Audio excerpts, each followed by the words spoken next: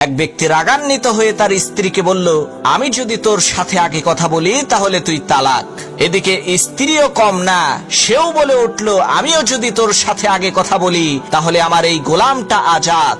এভাবে দীর্ঘদিন অতিবাহিত হয়ে গেল, কেউ কারোর সাথে কথা বলে না। এদিকে সংসার অচল হয়ে পড়ল। তখন সেই লোকটি বড় বড় আলেমদের কাছে গিয়ে বলতে লাগলো, হুজুর আমাকে বাঁচান, আমি যদি আমার স্ত্রীর সাথে আগে কথা বলি তাহলে আমার স্ত্রী তালাক হয়ে যাবে।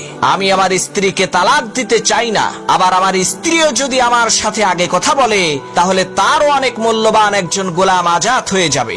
আমার স্ত্রীও তার মূল্যবান সেই গোলামকে হারাতে চায় না। এখন আমরা কি করতে পারি? আমাদেরকে বুদ্ধি দেন। তখন সমস্ত আলেমগণ বলতে লাগলেন, ভাই আপনার এই সমস্যার একটাই সমাধান আছে, হয় আপনার বউ তালাক হবে, না হয় গোলাম আজাদ হবে, এছাড়া দ্বিতীয় আর কোনো উপায় নাই। লোকটি চিন্তিত হয়ে পড়ল।